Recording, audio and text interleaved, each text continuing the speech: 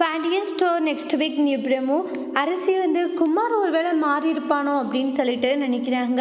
அதுக்கப்புறமா குமார் வெளியே உட்காந்துட்டு இருக்காங்க. அரசி காலேஜ் போகலான்ட்டு குமாரை ஒரு பக்கம் பார்க்குறாங்க. ஆனால் குமாரமே அரசியை பார்த்துட்டு அவங்க பாட்டுக்கு உள்ளே எந்திரிச்சு போயிடுறாங்க. அப்போ தான் அரசிக்கு ஒன்று புரியுது, என்ன இது பழைய குமார் மாதிரியே தெரியலையுமே, இவன் டோட்டலாக மாறிட்டானா அப்படின்ட்டுலாம் சொல்லிட்டு திங்க் பண்ணிக்கிட்டு இருக்காங்க. ஏன்னா குமார் எப்பவும் இந்த மாதிரி இருக்க மாட்டான். ஆனால் இன்னைக்கு இவன் இப்படி நடந்துக்கிறதெல்லாம் வச்சு பார்த்தா ஏதோ வித்தியாசமாக தெரியுது, என்னவா இருக்கும் அப்படின்னு சொல்லிட்டு திங்க் பண்ணிட்டு இருக்காங்க. இவன் ஏதோ வந்து புதுசாக இருக்கிற மாதிரி இருக்கு, ஒருவேளை இவன் மாறி இருப்பானோ அப்படின்னு சொல்லிட்டு நினைக்கிறாங்க.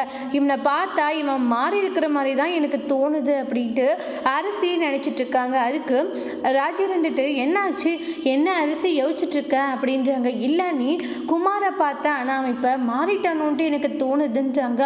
உடனே வந்து அரிசி ஆமாம் குமார் மாறிட்டு தான் இருக்கான், நான் கூட குமாரை பார்த்து பேசினேன், ஆனால் அப்போக்கு இப்போக்கு அவன் ஃபுல்லாகவே வந்து சேஞ்ச் ஆகிட்டானோன்னு எனக்கு தோணுது அப்படின்றாங்க. குமார் மாறின நினச்ச அரசிக்கு ரொம்ப சந்தோஷமாக இருக்குது. உண்மையிலேயே அவன் மாறினா சந்தோஷம்தான் அண்ணி அப்படின்றாங்க.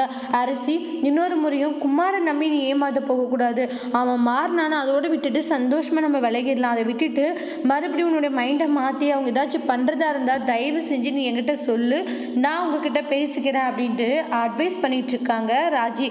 அதோட இந்த பிரமோ முடிச்சிருக்காங்க.